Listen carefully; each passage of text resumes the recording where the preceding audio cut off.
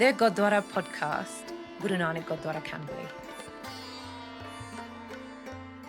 Vaheguru Ji Ka Khalsa, Vaheguru Ji Ki Fateh. My name is Resham Singh. I'm a trustee at Virasati Asthan Seva, and I'm delighted today to be sitting at Camberley Gurdwara, Guru Nanak Gurdwara, in their wonderful podcast studio. And I'm joined today by Eeshar Singh, a renowned Santoor player, a wonderful young man who I've known for quite a few years now. And today we've come together to really celebrate some of the work that he's been carrying out. We've just finished now listening to a Kirtan Diwan from him and his brothers, and it was a wonderful experience.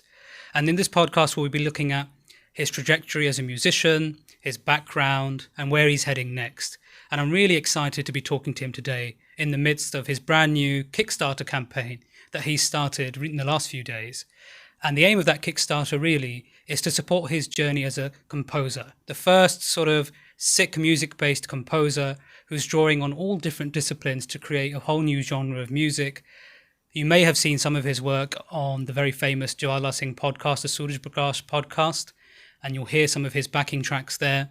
And today we'll be delving into his journey, understanding his new campaign, and looking at how we as a community can support his work and bringing it out into the future, into the world, and inspiring not only our generation, but coming generations to really go into their passions, their desires, whilst keeping a focus on their roots, their culture, and their faith. So, Vaheguru Ji Ka Khalsa, Vaheguru Ji Ki Fateh, Eeshar Singh. Firstly, thank you for giving me the opportunity to talk to you today and just have this chat. I think you're also doing some amazing work with Virasati, with the Baba Sham Singh book.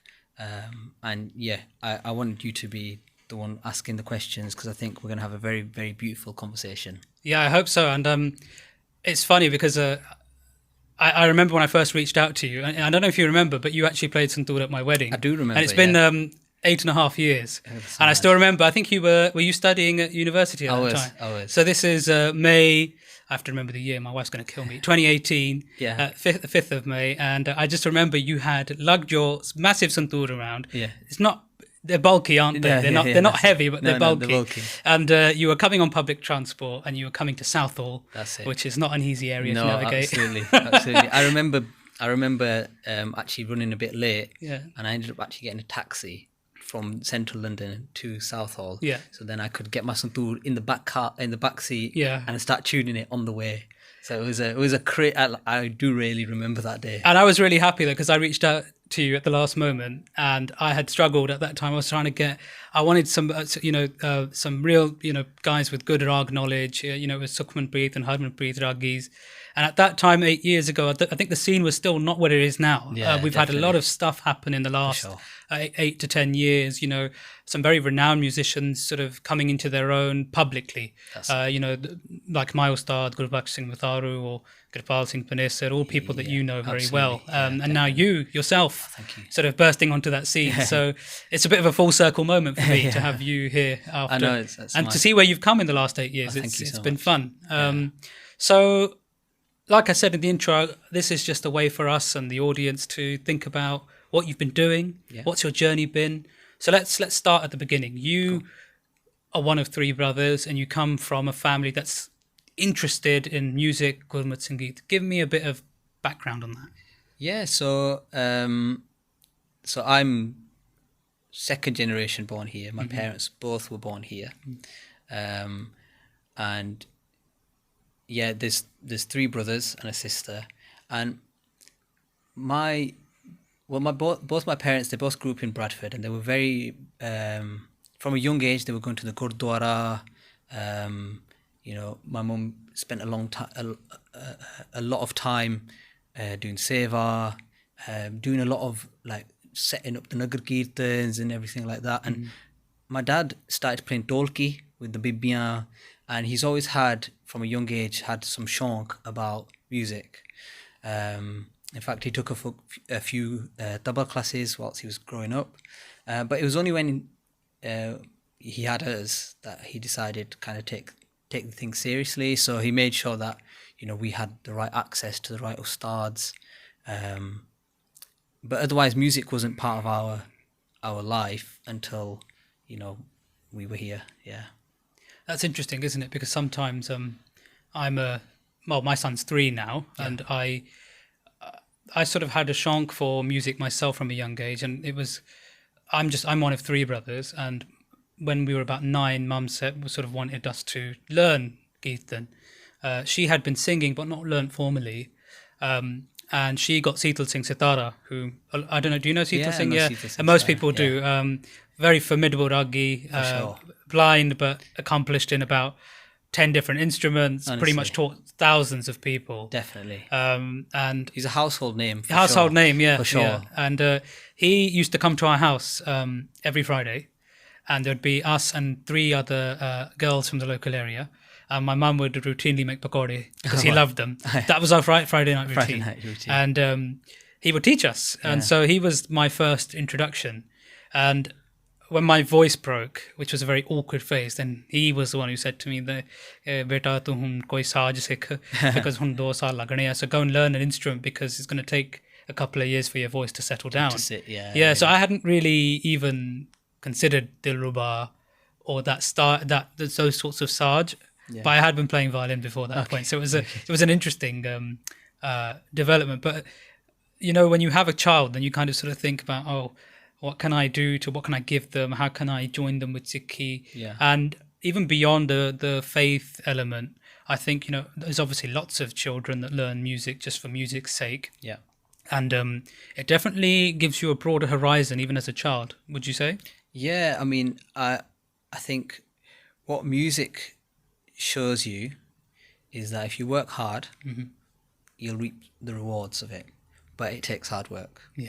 And the other thing that you begin to realize, so I teach Santoor, I teach students as young as 5, and you notice something, which is at the beginning there's real excitement. They'll start to learn, and they'll develop the technique. So they'll develop the Santoor technique. I'll teach them a few exercises. And then there'll be a point at which they'll want to change instrument, or they want to do something else. Because what you end up having them engage in is, suddenly they've worked out something and they've started to get good at it. And then you've taught them something, and then they've got good at that. And then you've taught them something else, and then they've got good at that. And then you've taught them something else. And suddenly they realize there's no end to this. For a young child to have an exposure to endlessness, to be like, okay, I've done that, but now I'm going to do something else. And then I've done that, and I'm now going to do something else. I think it's a very important thing to realize at a young age. And if you start falling in love with endlessness on a deep level, that's when you start to appreciate the divine and appreciate that this is endless. The whole engagement in spirituality, through music, through arts, through culture, we're engaging in endlessness. It's not going to stop. Aad ant ek ke avtara, soi guru samjho hamara, from the start to the end, endlessness. And it's, you do see that.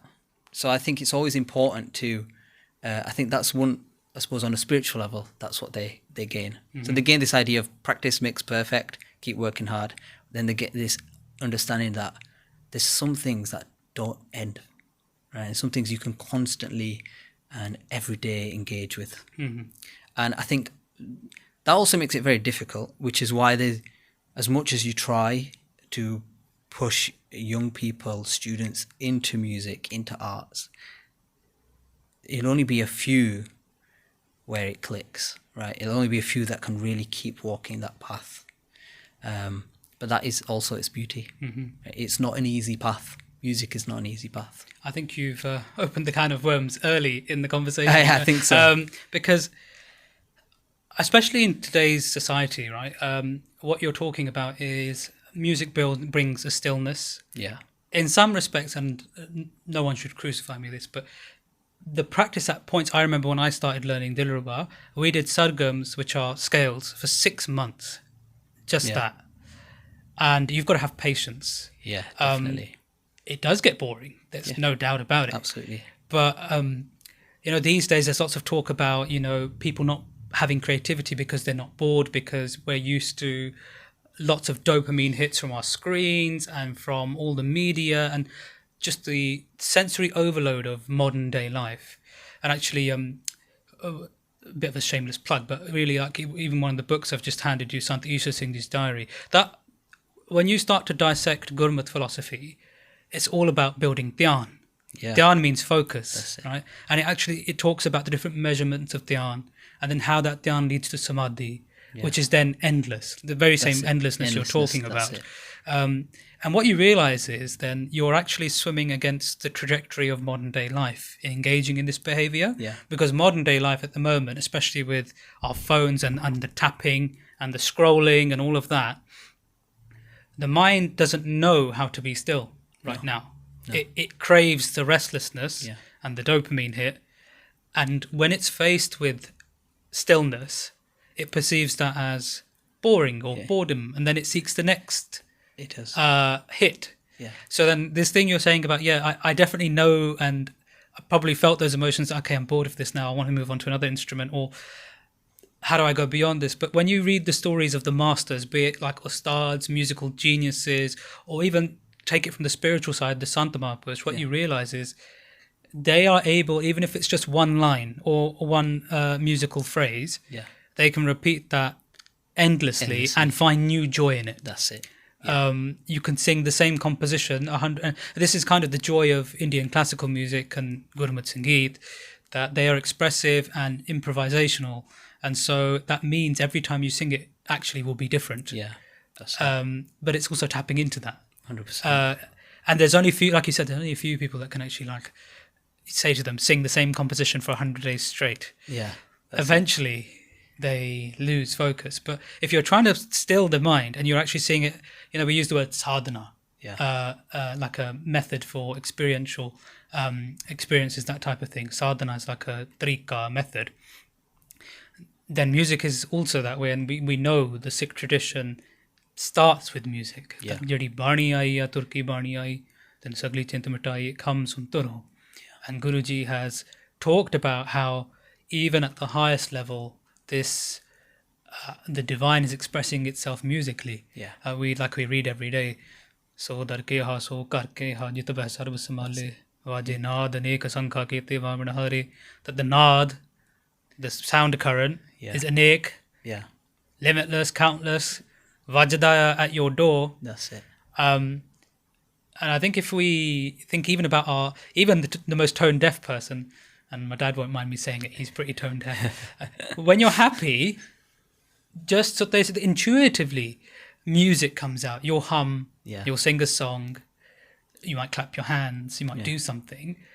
And I see music as that expression of bliss, which actually goes beyond a level from joy. Because Maharaj is actually talking about something that sits in between. It's not happiness or sadness. It's something that pervades all things. That's it, absolutely. And I think that's really, really key, because it shows the importance of music.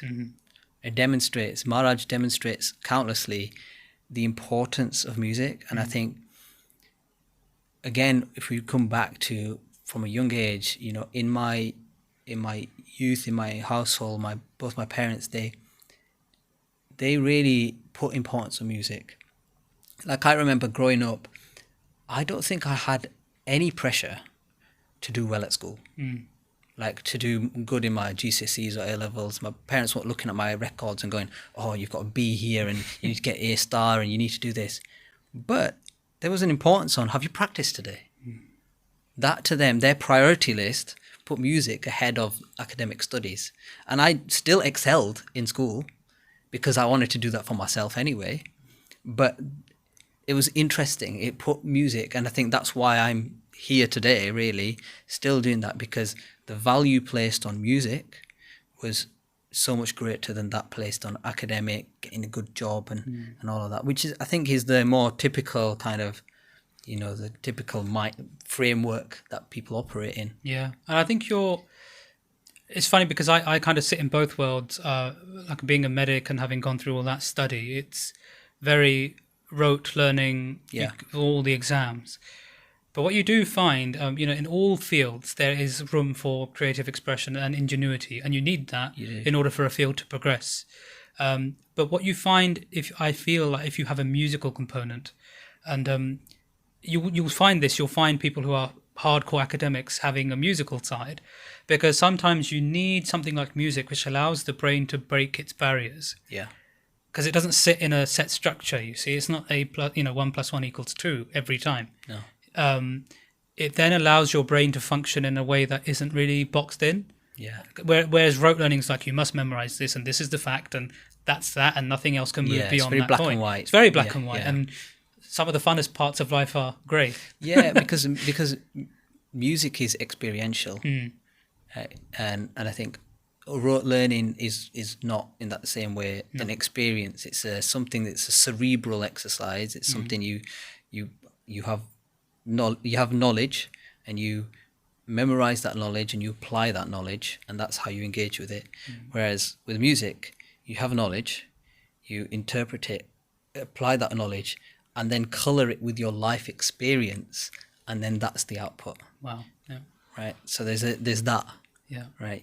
That suddenly becomes its uniqueness. Yeah, for sure. So tell me, what age did you start playing then, and how did your start, these things we've been talking about, the boredom, all of these things, how did your start encourage you?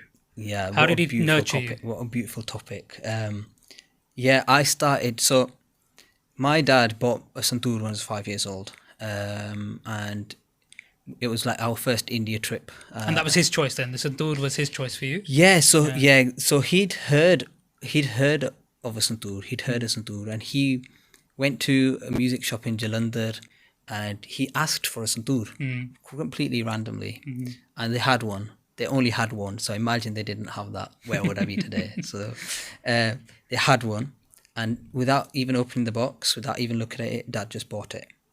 And I was 5, and then it was only when I turned 7 that Dad got it out. The internet just kind of started, and he found a tuning chart of Kashmiri Santoor tuning. He tuned it up, and he's like, right, we're gonna try and get you to play this. And so he based upon what he knew about the Santoor, he tried to get me started. Realized very, very, very early on it's not going to work like that. And just by absolute girpa and just great fortune, that at that time, exactly at that time, my Ustad Ji came to settle in Leeds. A master Santoor player who learnt from Pandit Shiv Kumar Sharma. And Pandit Shiv Kumar Sharma, he is known as the pioneer of Santoor. And he brought the Santoor, which is a Kashmiri folk instrument, the instrument of the Sufis. He brought it from Kashmir to Indian classical music over his lifetime. Does it have origins in Persia, Iran? Because there's a similar instrument there that they play. So the Santoor, Santoor is the Persian name for the instrument. And there's actually, Pandit Shiv Kumar Sharma talked about this a lot. There's actually reference to a Shatatantri Veena in one of the Vedas, referring to a 100-stringed instrument. So he would always say that is like, the Santoor had basically Vedic origins. It also has Persian references, Persian origins, called the Santoor. And it was used by the Sufi mystics. So it's percussive, it's melodic. So it would, and it's quite trance-like in that sense. So when they would do their spinning, when they would do their meditation, when they would sing their kalams, the Santoor was their accompanying instrument. I like to think of it's like the rabab of the Sufis. Yeah. So like where they would sing and have this kind of, like the rabab is quite percussive and melodic. The Santoor is like the rabab of the Sufis almost. And then it was brought into Indian classical music over the last century. And the person that brought that was my Ustad Ji's teacher. Yeah. So you couldn't get closer to the knowledge source as that. And he decided out of anywhere in the world to settle in Leeds. And he came when I was 7. I forget the Pankti, but there's a particular book in a Granth where it talks about the student will present themselves to the teacher at the right time. Yeah. So it's not even that the teacher has to seek out the student. The student will eventually materialize themselves. Yeah. And anyone will know me being a southerner, I have a bias. If they were going to go anywhere, you would think, why Leeds? Yeah, It's yeah. not exactly the hub of South Asians at that time, but it is now. Absolutely. But Leeds, because you were meant to learn, and there you go. Yeah, and Ustad Ji lived on the top floor of the Guru Nanak Nishkam Seva Gurdwara. Yeah. He lived there for 15 years.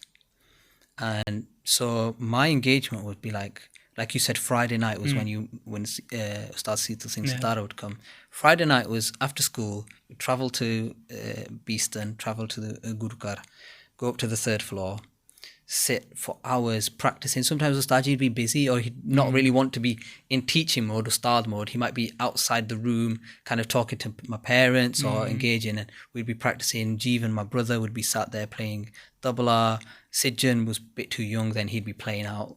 But our Friday, it was a family trip to go see Ustad Ji at the Gurukar. Sometimes if there was a function on a Friday, like a Akhand Path, mum and dad might go downstairs. It was just a beautiful, like, when I reminisce about it, they were golden years. A beautiful way to go. Sometimes as I got older, Friday nights would turn into a Saturday morning. I'd stay over because it's at the Gurukar anyway. And then sometimes even into a Sunday. They used to do Asa Divar on Sunday mornings. And Ustad Ji be living at the Gurdwara. You know, it was a beautiful way, a beautiful time, but then a beautiful energy because you're at the Gurukar to learn the Santoor.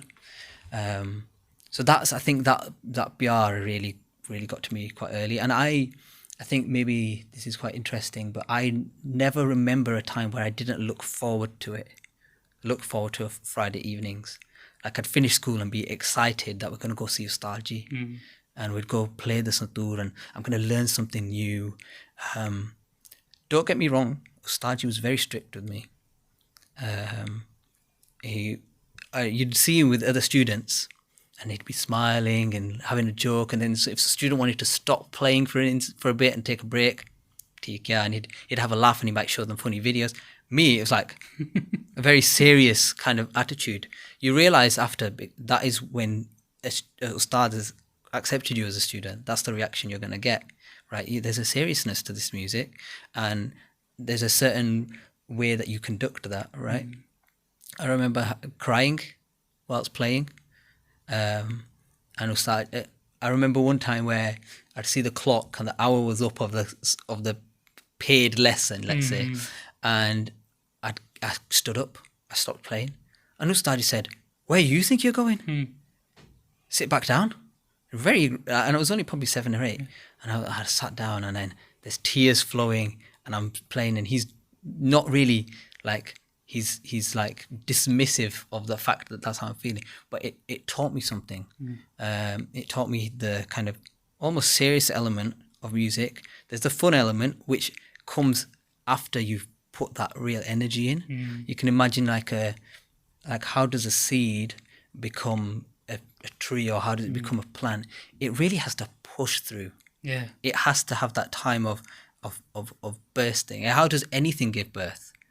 There's a time of labour. Yeah, that's right? A good way to put it. Yeah, there's a time of labour. Yeah. So you have to undergo that process for anything beautiful to take birth. Another really interesting thing that came to mind was, I never grew up with the idea of Peri Hath. And second generation, you don't do that. You kind of do the side hug, kind of sastrikal kind of thing. And on maybe my second or third lesson, Ustad Ji said, okay, when you meet an Ustad, you do Peri Hath. And in our reminiscence, a very beautiful moment, he demonstrated how to do Peri Hath on me. Oh, that's quite unusual. Well, it's quite unusual. Yeah. He said, you do Peri Hath. When you meet an Ustad, you do Peri Hath like this. And he did it to me. And he goes, now do it back. And I remember, my dad was stood there. I remember being like, what the hell is this? Like this new kind of idea. And they were both stood there waiting until I did it. And I remember it being like quite a really strange experience. But over the years, you got used to it. But remembering that, like, that is such an Ustad way to do it. Right? How do you demonstrate? How do you demonstrate that? How to engage with an Ustad? You have it acted upon you. Yeah. as opposed to say do it and it's only a one-way process. It demonstrated how an Ustad-student relationship is a two-way process. Yeah, I mean, the terminology, I think because we come out into Western context, we sort of forget this context of Guru, Shish, your Vidya Guru. That's it. What does it mean to be a student? What does it mean to be a teacher? Yeah. You are receiving knowledge Yeah. from someone. They are giving it to you. You are not taking it.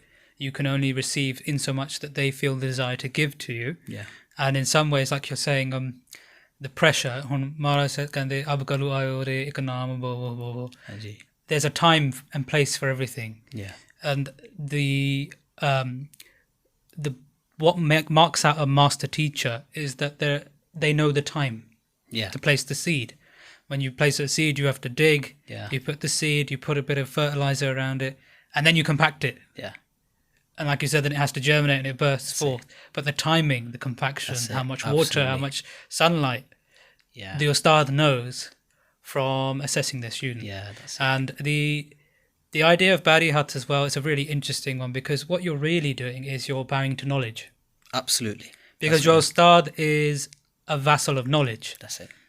Because, and even in I don't think you can actually divorce the two things, because in India or Punjab, the Sikh culture is the musical knowledge is divine in nature anyway. Yeah. It's not really divorced from it.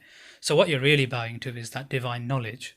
And nobody really puts credence in the body. No. The body is nashwant, perishable. That's it. Its only claim to fame is that it's the temporary home for a while Yeah. of the divine. That's it. And that divine expresses itself through many, many knowledge forms. Yeah. And as a student, that's what you're really... That's Bowing what to. you're bowing to. Yeah. Yeah, absolutely. And it teaches humility as It well, does, that it your does. teacher... Because you go to school here and you learn secular knowledge. I was a goody two-shoes. I never really had a rebellious body, but I know a bone in my body. But other people around me did. And you kind of... There isn't really that in Western culture. In most white, like normal schools, there isn't really that culture of respecting your teacher or respecting the knowledge. It kind of feels forced, and you're bored, and you don't want to do it, and you'd rather be with your friends. But I don't know if there's one thing I was taking from what you were saying. Friday nights, people. Friday nights is the way to build something. That's it. Friday nights. How you is the spend way. your Friday How nights you spend your determines Friday your nights. life. It Yeah. determines a lot. It Yeah. really does. Yeah. That kind of what you call relaxation. Yeah. What you call something that relieves you of the stresses of the week. Yeah. What you place on that Yeah. gives it real importance. I mean, I did an event here yesterday, and they were talking about when do you practice, and one of the times I practice is when I do Keshi Ishnan. Yeah. So my hair's out, Yeah. and I'll practice. And and I've done this since I was a little kid. This idea of when you're the most relaxed, you've had a shower yeah. and you've Keshi Ishnan, and then you sit and you practice. Then what you associate in with that moment of deep relaxation is with your instrument or with the music. What I would do is this is my new regime, is every couple of weeks I completely take all the bridges off my Santoor and give it a good polish, put the bridges back on, give the whole 100 strings a retune, stretch the strings out, tap the pins in, get it prepped, and then I'd go have a full Kesi Ishnan and then do a couple hours of practice. And this kind of routine of like imbibing that. It's like you're doing seva of your instrument. Yeah, you do. You Sounds absolutely. like it's your first child already. Yeah, Ready for fatherhood. Absolutely. That level of care. Absolutely. No, it's interesting because I also see music as I don't think you realise when you're young and you're engaging in music, but it's actually like a form of therapy. Yeah. You're feeling upset, you're feeling frustrated, you need an avenue for that energy. Yeah. Somehow, if you manage to channel it through music, you work your way through it in a way that you didn't know you were doing. No. And you find balance again. It's funny that you talk about doing it with your Kesi, because there's lots of photos of like Mahapurush and like Dhyan Singh Almas. There's a photo That's of them it. with the Dilruba with With the the Kes Dilruba, I out. know, amazing. Eeshar Singh is a photo like Yeah. that. It's a moment where you're at your most light, isn't it? Yeah, You just you feel are. like your tension's gone from your scalp, That's and it. usually if the sun's shining, it's even nicer. Yeah, that's Someone's it. giving you a bit of tail malish, and that's it. then you're sitting down Absolutely, with your instrument. that's it. No, I get that, because you kind of you're creating association in your mind. Yeah, you are. You Yeah. are. Yeah. So tell me then, you found this Ustad. Yeah. He's clearly identified something in you. Yeah. You've probably subconsciously figured out that, yeah, fine, he's not treating me like as maybe frivolously or nicely as the others, Hanji. but I'm going to keep going because that's I'm gaining something. Absolutely. And there's this experience. What else did you learn from your Ustad? Ustad Ji, Ustad Harjinder Pal Singh, I don't know if I've mentioned his name, Ustad Harjinder Pal Singh. I mean, I learned a lot about, how to be a good listener. Now, I see a lot of musicians now coming up, and to put a recording, and I think it's also the day and age we live in with Spotify and YouTube and so much music, that the value of a single recording is become a bit valueless almost. It's diminished a bit. It's diminished a bit. That's a good word. Whereas to put a recording on and say, let's have a real listen. What is this musical phrase? How is it being? How is the tabla accompaniment? What is the musical idea? Ustad Ji is a very keen listener, and I think that is one thing. You grow and develop. Any good musician is first and foremost a good listener of music. They would be equally as happy to listen to good music as they would to play it. It'd give them the equal amount of anand. To say, let's talk about kirtan, a good kirtaniya, it would give them an equal amount of anand to sit in the sangat and listen to good kirtan as it would to be singing kirtan. The equal amount of anand, to be a listener and to be a singer. It's a very, very deep point. Something that I kind of have felt for a long time, that kirtan, these days, especially, I have quite strong opinions on it, that I feel that kirtan is not a performance, it's worship. And even the older ways that kirtan were done, even the positioning of the ragis, like if you want to see the positioning, go to the Darbar Sahib, the ragis are not facing Sangat, they're perpendicular to Guruji, right? Nanak still has this format. Most India-based Gurdwara still have that. In Western countries, they're facing the Sangat directly. And it becomes this... I mean, in this Gurdwara... this Gurdwara here in Camberley, they're channeling that older format. But I much prefer it, because... when you're this, especially kirtan, but I suppose you can apply it to any type of format. But Maharaj says, "Gaviya, Soniya, Man Rakhiya Pao." That's it. So in order to hear something first, it's got to be sung. But the step in between singing and maniya, which is acceptance, practical implementation, is listening. That's it. And there are 4 Paudiya and Japji Sahib that are given to listening. And sometimes I think these days, you do rag-based kirtan. Even today you sang Drupad first. Drupad to the modern ear sometimes sound technically difficult or hard to follow. Some people say these things.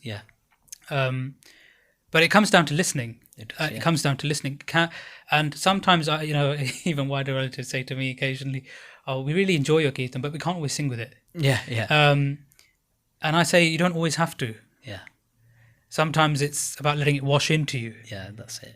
And sometimes I think about it, well, when Guru Nanak Dev Ji was first, when Bani was coming, Turki Bani, when they were at Jagannath Puri and the Aarti came, they sang it and people listened. Because nobody knew the lyrics or the Shabad, because it was coming from Guru. It was coming for the first time on the Matalok in the world. So the very first Sikhs, the first thing they knew how to do was listen. And I think it's a habit, and I definitely think the older Sikhs understand this better.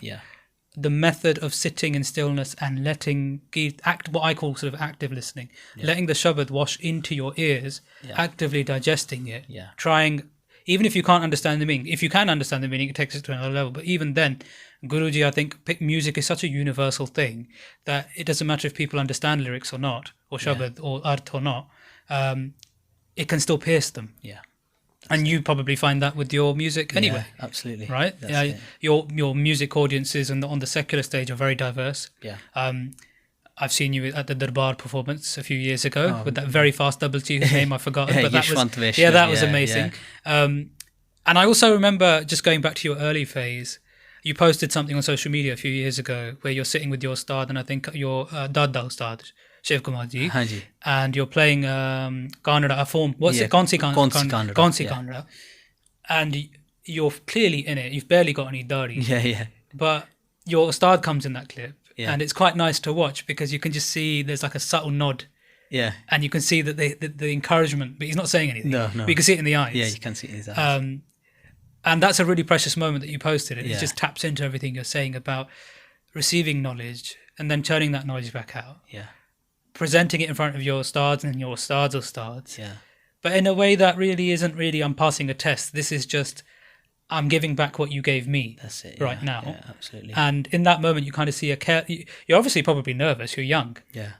But also you're not. You're kind of just You're in going it. for it. You're on it. Yeah. Yeah, and I really admire that. And since I've known you and seen your performances, I see that as a continuous thing. Yeah, that you just get into the moment, then you express it, and then you leave it in that moment. Yeah. And there's something to be said about that. You have to jump in and have abandon. Yeah. You have to jump in with abandon, regardless of who's listening, regardless of if it's the pioneer of Santoor himself sat there. Yeah, and I think just to kind of tie this whole bit up is that you talked about how the Ustad kind of plants the seed, but after planting the seed, all the Ustad can do is water it. Yeah. The Ustad is there to provide the water. The student still has to burst through. That's why we're called Sikh, right? We're not all called the Guru. Even the Guru and the Sikh are the same. We could have all been called. We could have been the Guru Panth. Yeah. But we're the Sikh Panth because it's the knowledge already is contained within. The Guru brings it out. The Guru doesn't implement anything from out. The antarjami, the inner knower, is already within you. So you got to have that, like, and I think if you talk about vidya, it must be a beautiful feeling to hear it come out of somebody. Yeah. And to experience that feeling. There's just so much we could talk about. We could. I mean, go on about. I've got a visual image in my mind now because there's been a few. I've been really blessed with the ustads in my life, like in my Santokh ustad, my Kirtan ustads, and I'm a pretty useless student, I'll say that. But the truth is, there comes a moment, and each time you've taken something, then you have to take a plunge to give it back. Yeah. Be it the first Akhand Path Bhog or something, and you're in front of people and you're trying not to mess up your charan or get it right. But whenever that happens, and I sort of envisage that I'm trying to get from one riverbank to another. Yeah. If I don't take a jump, I'm never going to cross it. No. But then when I jump, I know full well I could be consumed and drown. And then I just think, give me your ba. Yeah. Because I still have my ustad. My ustad never leaves. No. And even if your ustad has left the physical world, like I know Ustad Gurdwara Singh has a wonderful wall in his house that has all his ustad's pictures in black and white and everything, really lovely. Beautiful. And you kind of think these lessons, and ustads come in many shapes or forms, Gurdev, Mata, Gurdev, Pita, your parents are your first ustads, grandparents. You can take Siksha from anywhere, really. Yeah. And these things never really leave you. Yeah, that's it. But if you stay stagnant, then that never allows for growth. Yeah. And then that requires you to take the plunge. 100%. And then have the humility to say that I know I'm taking the plunge. You save me. Save me and I might get across. If I don't, then I'm happy to drown as well. Yeah. But if you don't move, then that's it. You might as well give up. Action is I mean, I could keep talking about this. No, I know you could. But in the interest of time. In the interest of time. We'll move it forward a bit. So you've got this grounding. You've fallen in love with your Santoor. Yeah. You're learning Kirtan Vidya alongside it. You know, how do you go from that to this new phase of life that you're entering, which is almost cinematic style composition, bringing East and West together? Who's your inspiration for those types of things? Talk to me about that a little bit. Yeah, I'll just go a little bit back. So I was quite academic at school as well. I went, and so when we met when I was at uni, I was studying biomedical engineering. I wasn't studying music. Music was my love and my passion. It was always there, and I took my Santoor to uni, and the halls I'd practice and get any time to do that. But it never ever occurred to me to make this my lifestyle or to make it like my job or source of income, or however you want to say it. My profession never occurred to me. It was post lockdown. Time at home. What was I doing at home? I was practicing. I wasn't looking for a job. I was practicing, and then I began over lockdown teaching a few people. We ended up setting up this almost this global community for a while, where we'd all jump on like a Discord channel. We'd all practice together. It was called the music group, the Riyaz room. And so the passion for music just kind of exploded. And then alongside that, me and one of my brothers, Sijun, we did a crowdfunding campaign in 2021 to raise funds to do an animated short film called Roo. And Roo was a 7-minute long animation inspired by, and because don't forget the farmers' protest was also happening at this time now, and there was this everyone was looking to Punjab, and everyone was looking at that, and kind of thinking about what the implications of what is going on. Could there be more ensuing violence? And as a band that has endured and engaged in much violence, even in our recent history, that kind of people like Baba Sham Singh were being talked about again. And we took that kind of momentum, so the passion of music and then understanding of animation and that kind of stuff. We put it together. We did a crowdfunding campaign to tell a story based upon Baba Sham Singh's very famous speech, where he says, "I challenge the darkness. Yeah. If nothing else, then around myself, I will establish light." The story is that, when darkness first set, when Hanera first set, put his foot on the land, everyone was scared. Everyone was, what's going to happen to us? What's going to happen to our lifestyle? And he said, one lamp lifted his head and said, "I challenge the darkness. And if nothing else, then around me, mere ale doale, I will establish light." And we took that and we created an animated short film where we have Roo, who is a character who is the diva that lifts his head. And he travels around, and the darkness sets, and then in the darkness he lights up. And it was a short film, and no words, nothing like that, just like an animated short film. It went successful. We managed to raise 15.5k. That went very quickly in animation, very expensive thing to do. But it was the first time that outside of playing Santoor, I had to learn how to compose for media, how to compose for animation, how to compose for any storytelling. And so then I self-taught myself how to work with a DAW, a digital audio workspace, which is a software that you can make music on. You can get different sounds, so you can get like a string library, so you can pretend it's like you're playing the violin or playing the strings, and you do a lot of layers. And it was my first time engaging with that, and what I realized was, it just opened my mind that I can make different sounds.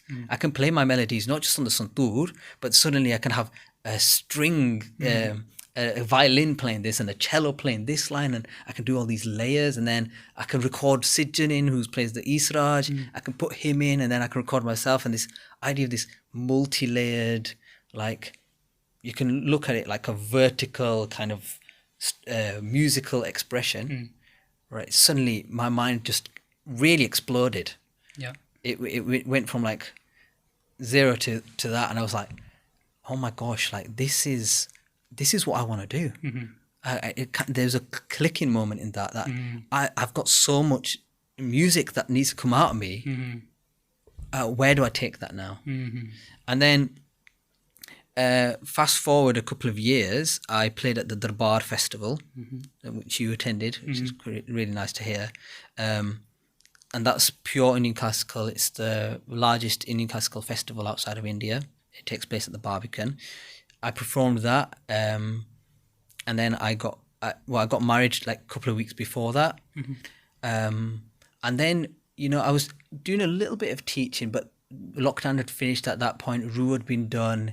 And then I find myself kind of in the same position as anyone finds after uni, and I'll need to look for some work. But in my head, at that point, the seed had been planted that I can't do anything else but music right now. Like I need that time. So what I ended up doing was I ended up getting a River Island shift at 6 o'clock in the morning, and 4 hours a day, 6 till 10, back at the warehouse, unpackaging handbags and shoes. So then I could come back 10 o'clock, 11 o'clock, have a quick nap, get onto composing, get onto practicing. And that was my first year of married life. Now, people who get married, usually they might have been, they've done like some graduate job and they're, you know, oh, what's your husband doing? Oh, he works at River Island, you know, in the mornings. You know what? Do you know what I mean? So it's like a mad way, you know, and I'm very thankful. My wife, extremely supportive. Like, without her, I would not be doing what I'm doing now. Even, you know, she understood the passion. She heard me at the Darbar Festival. You know, you're talking about 700 people in the Darbar Festival coming to listen to you, and a standing ovation, jakari at the end. I have worked hard for that position, and it got rewarded there. It got rewarded there, but not financially rewarded, right? Not in a way that I could really like step forward. So I had to, you know, do this. Now, reminiscing, you know, there was a period of time where I was like, what am I doing with myself? Like, I just need to like figure things out.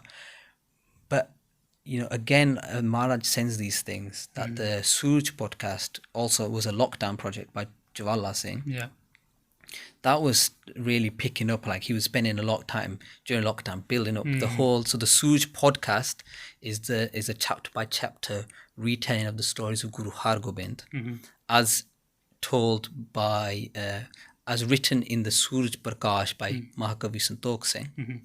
And Jawala, it first started off as like voice notes to his friends. Like, he was reading the Bidhi Chand stories and he was just sending them as voice messages to say, oh my gosh, like the amazing cunningness of Bidhi Chand as he pretends to be a grass cutter, and he comes, he sees the horses, he serves the horses, he really wins the affection and the trust of the guards and the Mughals, and you know, he's really planning how is he going to steal those horses for Guru Har Gobind, how he's going to reclaim them, you know. And Jawala started him off as voice messages to his friends, and they told him, you need to put it on like SoundCloud, you need to put it out because these are fantastic stories.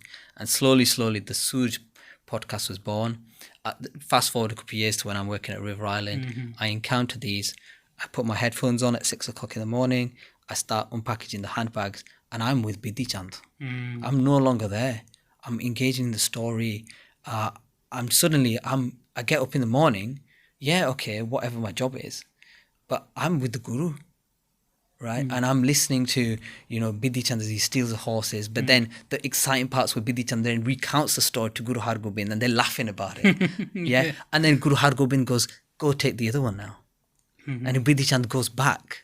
Do you know what I mean? And the description is, you know, how we look at the Ramayana, right? And how Ram goes to rescue Sita, or how Hanuman goes and helps to rescue Sita. But they only did it once. This is the description Mahakavi Santokh Singh says. They only did it once. But Bidhi Chand went to the fort twice. Yeah. And it's like, this, it blew my mind. And what happened was that the tracks that Jawala was using for the stories of Guru Har Gobind, they were from The Fountain, which is a Clint Mansell composed film. Clint Mansell's a very famous film composer. And then Hans Zimmer, who we'll talk about in a bit. His music was being used. Other very, very famous composers like Nitin Soni, Anushka Shankar, other film, basically loads of film music was being used to tell these stories. And I remember, you know, even after listening to the stories, I'd sometimes just put the track on at home just to be part of that story. You know, Daydream by Nitin Soni is the track he uses to describe Bidhi Chand as he's thinking about the Guru and he's cutting the grass. I found that track afterwards and I used it on half our reels on Virasati. Because it really appealed to me. It appealed absolutely. A lot. So now I hear it, I can't but think of his podcast. You can't. The association is there. And what I realise is that's what I want people to have association with my music. I want people to put my music on and think about the stories of the Guru. I do need to give Jawala a shout out because beyond the obvious excellent work that he's done to bring Suraj Prakash into English and then into a very captivating style, his music choice is great. He understood straight on it's the that he team. needed to put it. So shout out to Jawala, Yeah. but shout out to his brother Karnail Singh. Okay. Karnail Singh is the one. Is his playlist. Is that right? Okay, I didn't. I haven't met Gurdwara. Yeah, Gurdwara Singh. Maybe So in the he's future. hopefully in future. So whoever did it, he's they honestly, were onto something. Yeah, to be fair, I message him occasionally, be like, "Have you heard any new tracks? Anything that I can be inspired by?"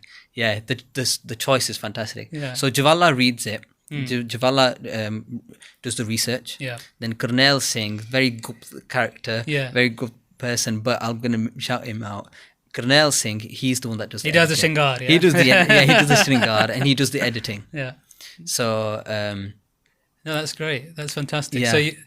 So you've heard this podcast. I've heard this podcast, and you're inspired now. I'm inspired, and you've got a whole bunch of music that you need to get out. Absolutely. So look, all the pieces are fitting, right? And at the point I with Guru Kirpa, I get a better teaching job with SA UK, South Asian Arts UK, who, they were the organisation that managed to get Ustad Ji to come. So shout out to SA UK, who are based in Leeds. They still teach. I teach through them. I started teaching through them again, part time. So nothing in the way of a full time job, but it afforded me the time to stop my morning shift at River Island at this point, and then the whole stories of Guru Hargobind were done at this point as well. So Jawala decided to start a new season, a new series called the Suraj Podcast X. Yeah. And these were the this was the story of, he advertised it online, and these were going to be the stories of Guru Gobind Singh now. So again, in the Suraj Prakash, you've got the stories of Guru Hargobind, which is the biggest section between Guru Nanak and Guru Tegh Bahadur. But the biggest section of the whole Suraj Prakash is Guru Gobind Singh section, which has got 6 seasons, 6 ruts, and 2 solstices. So there's 8 full chapters dedicated to Guru Gobind Singh. And that's the mammoth project that Jawala started to advertise. We're going to do the Suraj Podcast X, Stories of Guru Gobind Singh, starting right from when he's presented with the head of Guru Tegh Bahadur. That's where the rut starts, the season 1 starts. And I messaged Jawala and I said, I want to make the music for it, because I fall in love with the podcast, fall in love with how it made me feel. I fell in love with the Guru on a real deep, profound level, and I still go back to those moments. I want to make the music for it. I remember Karnail and Jawala calling me up and said, "Are you sure? Because this is a big undertaking. This is going to take a lot of your time and a lot of your energy." And I said, "It's the only thing I want to do." Again, we're going to mention about these film composers. These guys get commissions and they tell stories. There's a director and they tell these great stories. But this is our story. And no commission, no film commission is going to be greater than this. The story of Guru Gobind Singh, I get to compose for it. I said, I don't care what happens. This is my project. I'm taking this on. I want people in years to come, if there's another person like me who finds the Suraj Podcast X and they're hearing that music and then they can go to it and be part of that story, it meant so much to me. So obviously they were like, well, this kid's very passionate about it. We'll do it. So then then we started in January 2023. I started composing for the Suraj Podcast X, and the story, again, like I said, starts with it started in the deep end, right? That Bajeta comes with the head of Guru Tegh Bahadur and presents it to Guru Gobind Singh, who's about 9 or 10 at this time. So that was like my first piece. And you didn't start light, did you? Didn't start light, and you can hear that piece. It's called Contemplate. Yeah, I listened to it on the way here. Yeah, well, it's one of my favourites, actually. It's one of your shorter pieces. It's one of my shorter pieces. But it is... it's actually one of my favourites out of the lot. Yeah. Because there's a stillness in it. Yeah, there is. But in that moment, and especially since we've been talking about it, also you listen to the clip in the story when Jawala's telling it. Yeah. But when you know that it's specifically that moment you're composing for, in that moment is the entire Sikh ethos of Tera kiya meetha laga. Yeah. Aur naam badarat nanak maga. Yeah. Accepting hukum. Yeah. Understanding the divine command.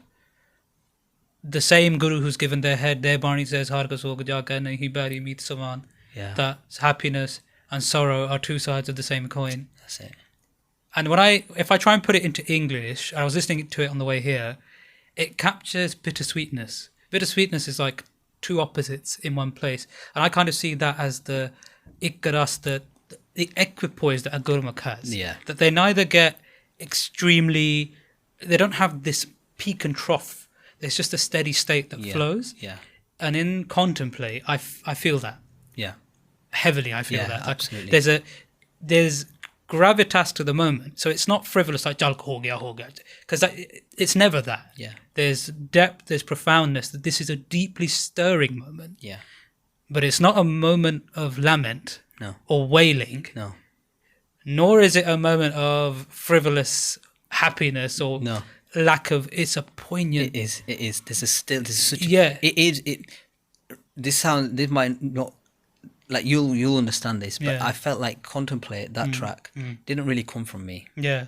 It felt like a real permission and blessing being given to say, go. Yeah. Run with this now. I'll help you with the first start, help you with Contemplate, and then you run with this. And I feel that like everybody asks me what my favourite track is in Blossoming, which was the EP I released 2 years ago. 5 tracks in it. 5 tracks EP. Everyone asks me what my favourite track is, and I will say Contemplate because it's the one track that felt like I was helped and assisted with that track. We didn't discuss this before, by the way, so clearly we've landed on the same track from separate moments. That's it. But you know, if you're familiar with the story as well, the way that the cease of Guru Tegh Bahadur is taken away from Delhi is the way Mahakavi Santokh Singh describes it is there is a big storm that shields him from view so that he can quietly remove the head from the site, from Chandni Chowk, because obviously it's swarming with Mughals. Yeah. And then he goes on that crazy journey to get towards Anandpur. Yeah, it's hidden, like imagine it's hidden. But you've got rain in Contemplate. I've got fire. Fire. Is it fire? Yeah, I've got fire. I can hear that. Yeah, you can. Yeah, exactly. But that's it. So like it grows. Like you heard rain. Yeah, I heard rain. Yeah, I used fire. So I was imagining.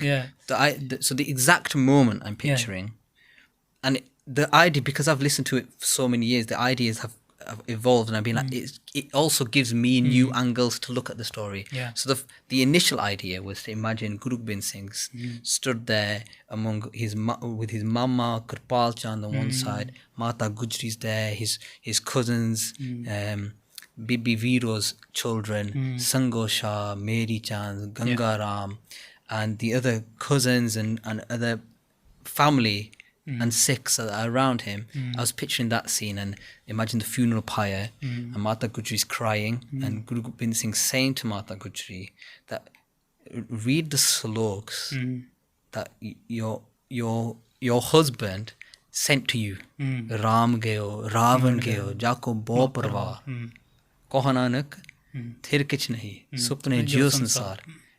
You know, don't worry about the family. Do you know what I mean? That is the story that Guru Tegh Bahadur gives to Mata Gujri to say everybody's family goes. So don't worry about that. It's like the idea of Contemplate, and then Guru Gobind Singh, Bal hoa bandhan chote. That's it. Yeah, absolutely. So they're all contemplating the sloks. That's how I imagined it, and the funeral pyres burning. That was how I first imagined it. And then if you listen back, because you will have listened to it loads now, there's a part where the East begins, and then there's the strings. And I was imagining the idea of hai sab jag payo, jai jai jai surlok, the welcoming of Guruji into the Devlok. The Devlok, exactly. So I'm like, the East is like the hai, the lamentations of the people. And the strings are like the jai, jai, jai. And that came after. That idea, that thought came after thinking, I'm like, hai, sab jag payo. But then the idea also then extended past Guru Tegh Bahadur Shahidi. It grew to Guru Arjan Shahidi. Right? And I heard the fire of under the Tatti Tavi. And then I could feel when Guru Arjan steps onto the Tatti Tavi, as if that's the Israj. And as if you're underneath, you're with the flames, the Tatti Tavi's in front of you and the Guru steps and that cooling, when the Israj comes in, it all cools down, the strings come. And there was the profound thought that it's not just you, but you listen to it and you start to contemplate the stories. There's such depth to the work that I'm very, very blessed to be doing. No, it's really nice to see, because this is one of the questions I wanted to ask you, right? So you're composing now, right? Naturally, being an Indian classical musician, a Gurmat Sangeet musician, there is a level of improvisation that comes with that from the style of music. You're used to experimentation. You're used to making your own micro compositions within more traditional compositions. Now you're making like more whole compositions. That's entirely you. Obviously drawing on your knowledge base, but new. And you're bringing in new instruments, new sounds, things that adhere to different Western systems. Different way of composing. How have you brought that all together? I mean, it's been a lot of, like I said, when I've discovered I could make music with new sounds, that was like the fuel I needed to just really propel myself. And it kind of grew from there. Just a lot of thinking and a lot of listening to that type of music. Also, I'm a big fan of film music anyway, so I always wanted that kind of component in my music. Let's talk about film music a little bit. Let's do it. So I'm probably right in saying one of your big inspirations is Hans Zimmer. And who wouldn't be? He's done some of the massive blockbusters. I have most of his tracks. It sounds really cliche, but I went to Japan after my wedding and I did put The Last Samurai on whilst I was driving through the Japanese Alps. And it sounds really bad, but it was great. And it was one of the lasting memories that I have with my wife driving through there, because he is somebody who's also himself being grounded in Western classical. He's not strayed away from going into more ethnic music. So like in The Last Samurai, he takes in the more Oriental Japanese style instruments, and he's actually got a new score coming out soon in the Ramayana film that's coming out soon. So he's no stranger of doing that sort of fusion. No, exactly. So tell me about what inspiration he's given you. So again, Last Samurai is one of my favorite. Honestly, it's beautiful, really contemplative, and it was one of the tracks that Jawaharlal uses in the podcast. He uses it for the Shahidi of Guru Arjan, so like you can't. I put it on, and now I'm just thinking about Guru Arjan Dev Ji. His use of so he was very. He hit the jackpot really when sampling first came out. So before that, traditional composers they'd speak with the director, and composers like John Williams, Jurassic Park and Harry Potter and whatnot, they would start with piano composition, and the director would be coming and they'd basically say something like, right, and then the strings are going to do this, and he'd play that little melody in the piano, and then the bass is going to do this, and then we're going to have something else, and this is going to be the composition, and you just hear it on the piano. What Hans Zimmer did, and this is the time sampling came about, was he went and recorded strings, he went and recorded something else, and he was able to program them, so then he could basically write out an orchestral composition. And directors, he could basically invite the director in, press play, and it kind of sounds like the orchestra is already there in the room with you. And no director is going to say, like, compared to how they usually have to imagine something, suddenly it's all there, right? So, and that's how he became Hans Zimmer, like the most famous film composer, because he hit sampling at the right time and he ran with that. But then that also meant that he was able to extend his reach. He started sampling other instruments and other sounds, and it grew from there. Like what he's done with the Dune soundtrack. With the Dune soundtrack. So really rare and random instruments he's brought into it. Yeah. But it's sort of that's what you've done. So then exactly. Yeah. So when it came to the Suraj podcast, I started to sample the Israj and I started sampling the Santoor and seeing how do we bring those sounds in there. I want it to feel like it's a continuation of the Suraj podcast. So you've heard established film composition. Now you're hearing custom compositions for those tracks or for those stories. How do you bring that out? So, I mean, I suppose sampling actually allows you also a greater deal of experimentation. Yeah. You don't have to write out a whole score and then imagine it. Yeah. You can put different things together, see what it sounds like. What it sounds like. And you're like, no, that's actually a bit jarring. That's not working. Let's change it to this. And Is that how it's working? That's it. And then you can also work on it over time. Yeah. So you can put something up, you can record it, keep it there, and then you can let life happen a bit and then come back to it, review it, let life happen a bit more and carry on. And that's been my process. So like a lot of my music takes time. I live life throughout and then implement it where it's possible. And that's how then you get these pieces which even when I listen back reveal themselves differently every time. So you actually went and got a lot of exposure to this as well in a more let's say structured way. Yeah, So definitely. Tell So us about that a little bit. over the last 2 years, I ended up getting a placement at Hans Zimmer's company, Bleeding Fingers Music, and they. How did you get that? By the way, it was an application process. There was an application. So there was a BBC production called Verdi. Yeah. And they had some placements going. And one of them was a music placement and going being a shadow composer. So you get to watch the process. You're not really engaging directly, but you get to see how it is, and get some experience that way. And I submitted the demo, so not even the final version of Soulmates. Oh, really? Okay, that's amazing. Yeah, I so do like Soulmates. Yeah, it's great. Soulmates, beautiful. Yeah. I submitted the demo version, so not Wow. what you're hearing. Yeah. What you hear. A bit more raw, yeah. Bit more raw. Yeah. I submitted that, Okay. and they heard it, and I got invited out to LA. Yeah. And I saw how the whole massive composing machine in LA, how Hollywood composing, how that works. And yeah, it was so eye-opening. I saw the exact studio where Last Samurai was composed. Okay, that sounds a bit like a bucket list moment. Yeah, really. I had to go in with a security guard. I couldn't Yeah. take any pictures. Yeah. But I saw the samurai swords from the Really? set. I saw the spinning tops from Inception. I saw the piano that gets recorded in Inception in time. Yeah. The piano was right there. I saw letters from Christopher Nolan in the room. I was in that room, and it was like, a few years back, I'm there working at River Island, listening to Last Samurai.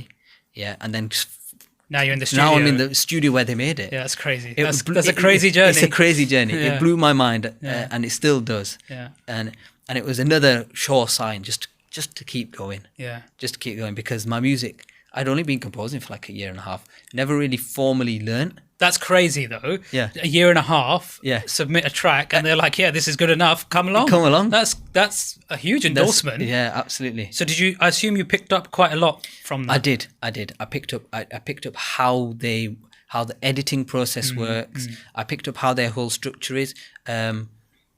I also learned that the corporate side of music is very intense. Yeah. And I learned that, I'd love to compose for films, but it has to come organically, not through, not to be a small cog in this composing wheel, almost. Yeah. So now you've got all these skill sets, you've got technology, That's you've got your background, and you're composing these. I mean, you've already given the demo for Soulmates, but if we go back to some of the technical aspects of your music, film music by definition is using stories and narratives that are already written to create music for it, right? So in a way, it's telling a story that's written, but transferring the medium. Yeah. And in a way, we're very familiar with that as being Sikhs, right? Yeah. Because we've got Gurdwara, it's it. in the written form, and Kirtan transmits that. That's it. Right? It's funny because actually Kirtan came first. Yeah. It's gone to written word, and now it's come back, right? Because before we had our Guru Granth Sahib, it was just oral transmission, right? That's it. So it's gone back and forth, Yeah. but we're used to that, right? So we take the Siksha from the Gurdwara, from whatever Shabad, and we look at the rag and we translate that based off what we've learned from traditional compositions, and we tell a story almost based on the emotions you're evoking and what Guruji is saying. You're doing the same thing with Kavi Santokh Singh's work, That's which it. is obviously very heavy. Very heavy. Lots of beautiful poetry and techniques in there That's that it. lend themselves to, because he's almost telling a story that wants the imagination. So Yeah. there's a lot of alliteration, there's a lot of onomatopoeia within the Brij Bhasha, especially in the sort of war jang prasangs, where you hear like a lot of alliteration, a lot of the same words being used to almost illustrate the sound of sword clashing or whatever. Yeah, I'm being a incredible. bit quick up with this point, but there's whole PhDs written on these things, like Jawaharlal. Yeah, that's it. But That's it. So you're now tapping into something that is quite prevalent in our tradition. We have Dadi and Kavisha and these types of things. Yeah. How far do you think, it's important to move storytelling into sort of the Western sphere? So I kind of perceive what Jawala's done. He's taken, I think the best example for me, like Gyani Sher Singh Ji, Gyani Jangvi, when they do Katha of Suraj Prakash, it becomes very animated. Yes. And if you can understand the language, it does take you right there. It does take you there. But naturally, there's a lot of people that don't understand the language. And so what Jawala's done and put it into English, but then he's also created this culture, this environment that matches it also. That's it. Your fusion music, it makes you feel like you're tapping into a shared experience, because we all grow up watching films here generally, right? Yeah. We've all seen the listeners are different. The listeners are different. Yeah. Like the way we engage in stories now is different. I would, on a personal level, I have not really ever engaged with Katha at that level. Yeah. But I know for sure that the same feeling I felt when I listened to the Suraj podcast is the feeling that the Katha Vachak are trying to get out of this. They're aspiring to do that. Right? The essence of the Suraj Prakash is to get that essence. That you just fall in love with the Guru. You fall in love with their story. You want to engage with that. It inspires you to meditate, inspires you to, live life, with the Guru in mind. Compose your own love story for Guruji, right? That's what you're doing. That's it. I suppose that's the biggest testament, right? You are evidence of it, that you listened to it and it did this to you. That's it. And here we are in Camberley. That's it, exactly. No, it's immense like that. So in that regard then, I would ask the question to you, this seems like a natural progression from our traditional art forms, but how important is it to have a grounding in traditional vidya or art form to guide a journey like this? I mean, I think in order to engage with the story, I mean, let's look at Hans Zimmer. When he was telling the story of The Last Samurai, he used Japanese instruments, right? When we're engaging with the stories of the gurus, we got to we look in the mirror and we see history presented to us just in our form, right? We've got to look at what they were engaging in, because a lot of their even Bani, it uses storytelling. It uses established ideas and thoughts and words and phrases to bring in this sense of to explain the point, to speak, to sing about. So we've got to do the same, right? We've got to still look about a lot of the power of rag and how to convey an emotion. The power of how rag can be used to create melody is very important to tell a story that's then authentic. So you listen to the stories of Guru Gobind Singh. He's going through the jungles. He's beating the Ranjit Nagara. So let's use the Ranjit Nagara. Let's use the Nagara in the track. So you use that in the within and without. Within and without. Within and without. Yeah. So it's a bit of a tongue twister, that one. Yeah. Within and without. Yeah. No. So this is the thing about you're bringing a Sikh flavor. Yeah. To a style of music that we're quite familiar with, but within a Sikh context as well. Yeah, that's or a Sikh context, I should say. And when I think about I know Jawala quite well. He studied with the Sant Inderjit Singh Rakhabewali. He's learnt the traditional knowledge in the way that it's always been taught, and then used his own upbringing and the cultural environment in which he's been raised to translate that for a new audience. Yeah, you're pretty much doing the same thing. That's it. And if you think about it, Kavi Santokh Singh was using his medium, poetry and Brij Bhasha, to convey these stories. And in a way, you're conveying the same stories using this new medium. That's it, yeah. I really love what you're doing. I find it fascinating because music has an ability to transport you to somewhere else. Yeah. It can take you to, I just think, to the farthest reaches away from where you are.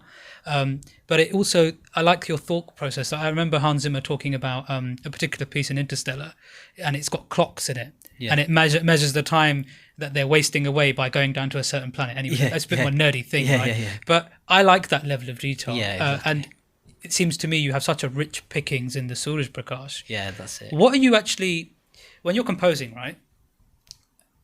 What are you drawing on? Are you drawing on just the story itself, or the words that Kavi Ji is using, or the meter he's composed in, or is it all of those are discussions again with Jawala Yeah. about the actual technicalities of the Suraj Prakash. Yeah. So I personally don't engage directly with the source. Yeah. I utilize the Suraj podcast. Yep. I speak to Jawala. He sometimes does read out and give a much clear definition and interpretation of the lines when we're talking, or anything that would come out vividly. But ultimately, it comes down to lived experience. So, like when it came to soulmates, for instance, I contemplated upon my lived experience of getting married and drawing upon that. You have to colour it with your own life journey. Art form, like we discussed right at the start, is you have knowledge, you ingrain that knowledge, and then you colour it with your life experience. That's what music is, right? So what you're hearing is deeply personal. And when we look at even another track from Blossoming, In Your Embrace, there's a point at which there's kind of a lo-fi section where I'm imagining the Guru locking eyes with Ratan Rai, the king of Assam, and how they recognize the divinity in each other. They fall in love, right? And Ratan Rai becomes Guru Gobind Singh Sikh there and then, right? And I wanted to, what is my relationship with my Guru? And how do I do that? And then if you actually listen to In Your Embrace, it starts off quite complicated. The Santoor is kind of going crazy, and then right at the end, it's the Santoor is just in its sedge, and just very happy just to play the same melody over and over again. And that I wanted to tap into these ideas. So it's the story is one thing. Like I'd still encourage people to go listen to the stories as a separate thing, but ultimately, what is a story? A story is something to give you a feeling. It's not facts or figures. And I think that's where people start to look at the Suraj Prakash, they look at it as a factual text. And there's definitely factual there. Kavi Santokh Singh did immense research. He went to the places, he went to the locations, he sat by the trees that the Guru sat. He had the fruits from the same fruit trees. He did the intense research. But ultimately, it was then coloured by his own experience and his own feeling, his own imagination. He wasn't in the room when they had this dialogue. No. But he was able to talk about it because he experienced it. And ultimately, that's what we want to get. How do we're not looking at a history text. We're not looking back. We're looking at present.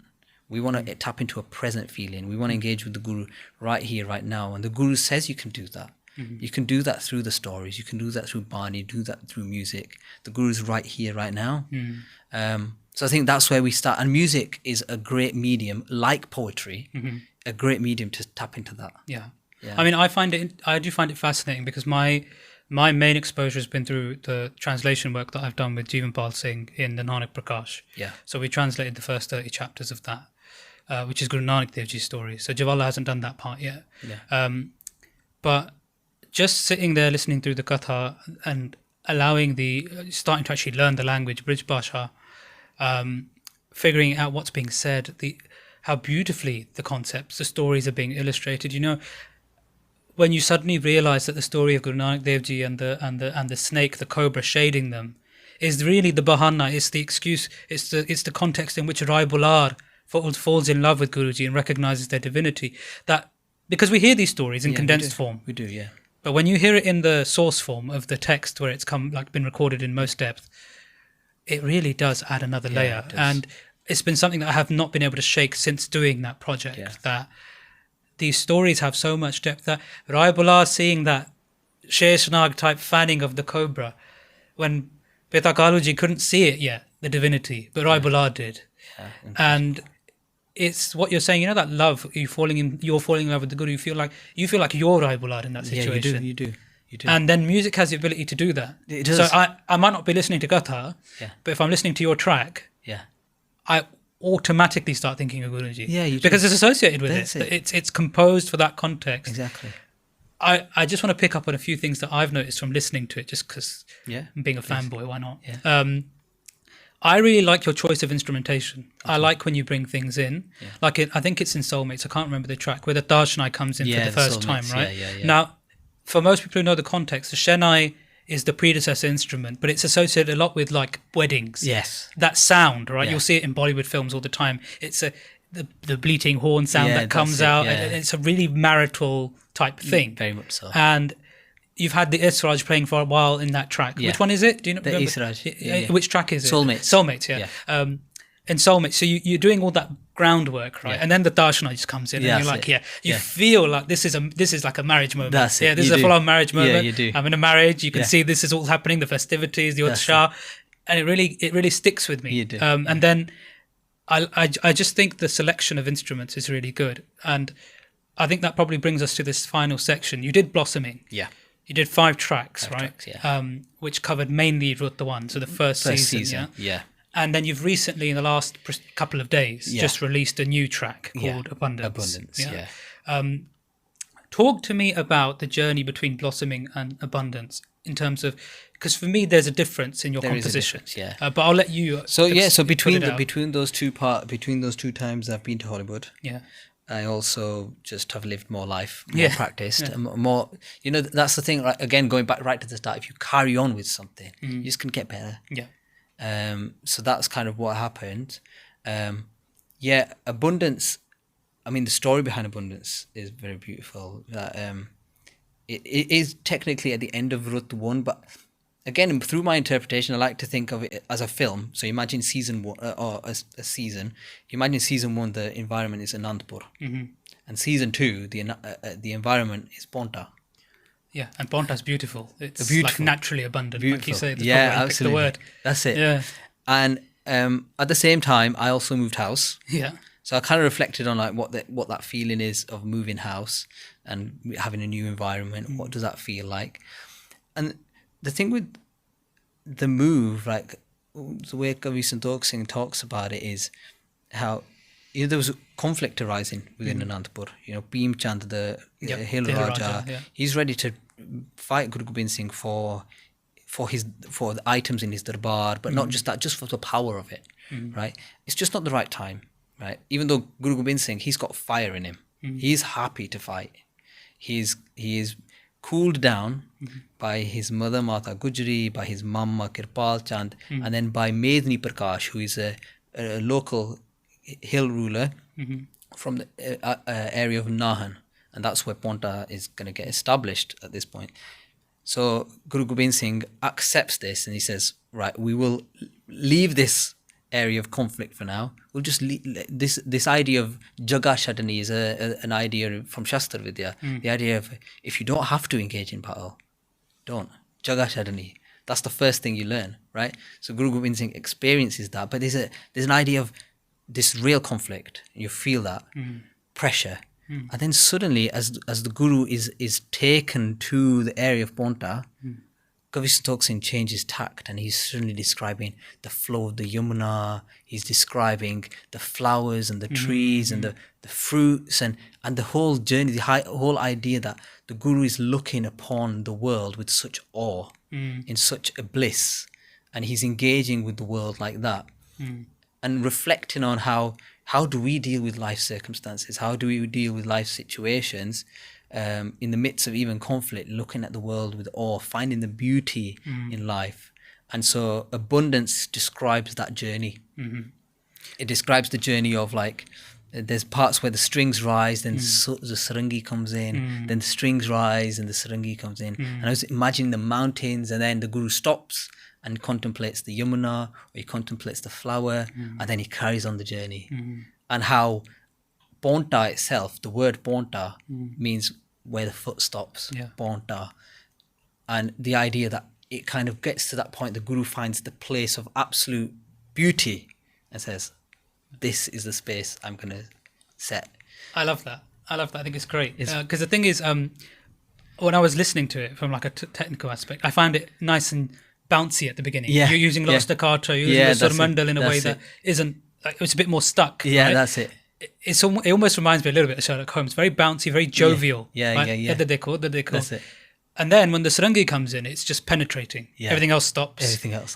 And it's great because the sarangi obviously has it's a bit more of a raw depthness than the Israj. It's a bit, there's just sarang is also the 100-coloured instrument. That's it. And you give it its natural place to express in alap, and it comes in there.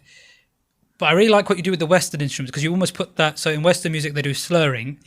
But you put, what we call it a mean. but you almost make it a bit more emphasized in the way they're playing. Yeah, it. that's So it. it sounds very Eastern. Yeah, That it does. but only at that bit at the end. That. Yeah. And I love that because Yeah. what it means is when the sarangi comes back in, Yeah. it joins in It that could riff, join with that riff, and it yeah. sounds very natural. Yeah, that's So it. I like that a lot. But Yeah, thank you. I think at Paonta Guruji does a lot of composition of Gurbani as well. There's a Does. Kavi Darbar there as well. Yeah, So that's it.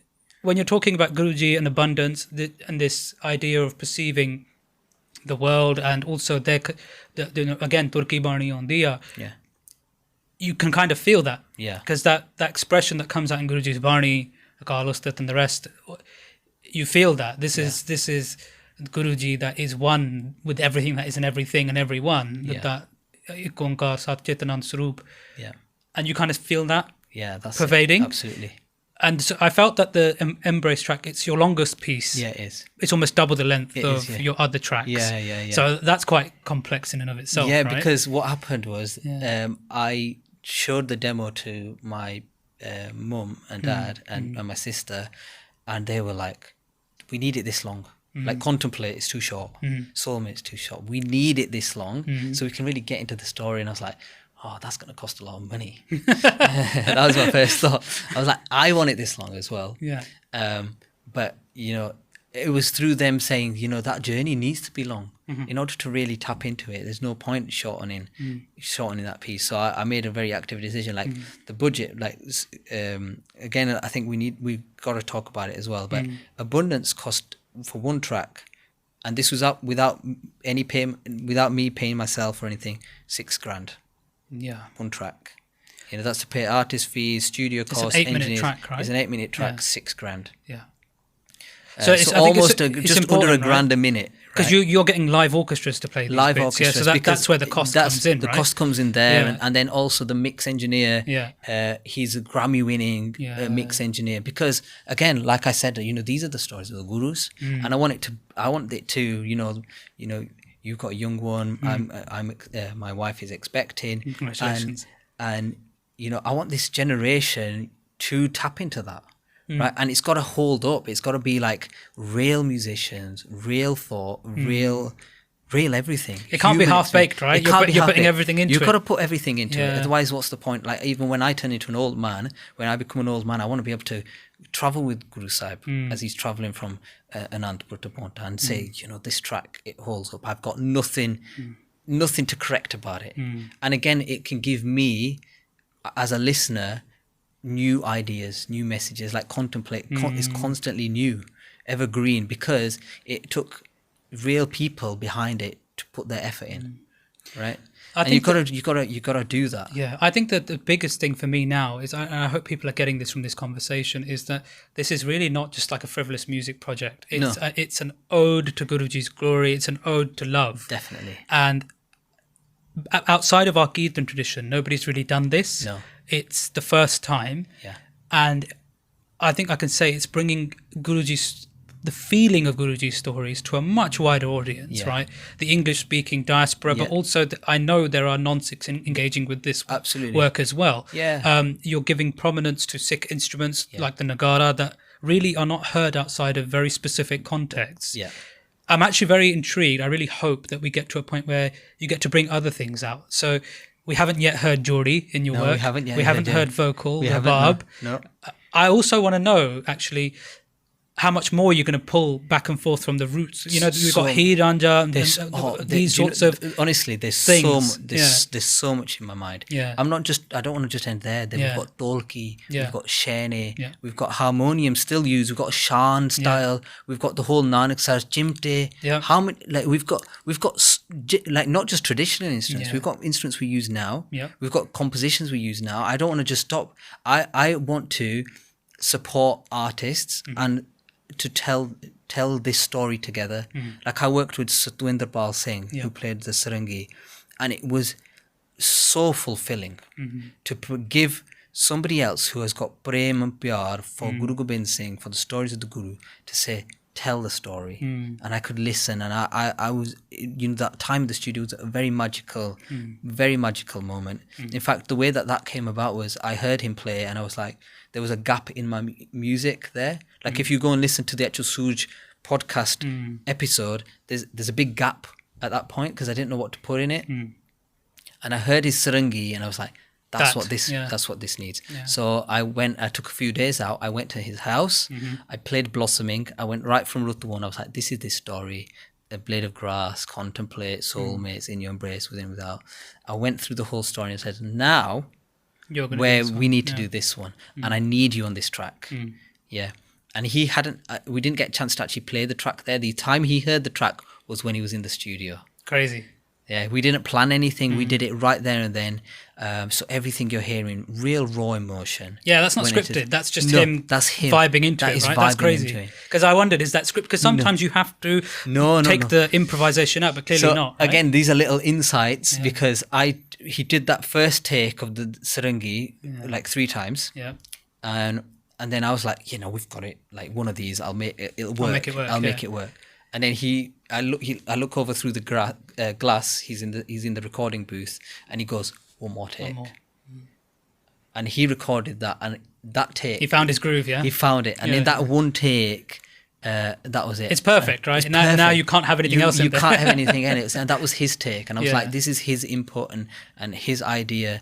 And those beautiful moments. I want to extend it. I want to extend it out to other great musicians, not just from the Sikh community, but other great Western musicians. I want to engage with choir. I want to work with other percussionists. And just like Hans Zimmer, I want to work with people with expertise to tell these stories at the level that they deserve. Yeah, right? And you're pulling people in, right, who probably...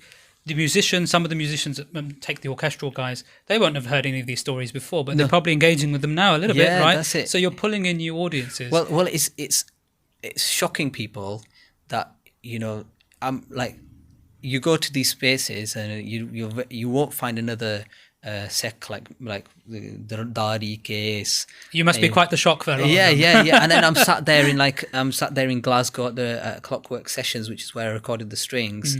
And there's not people that come that look like me. They're all like, and what's this music for?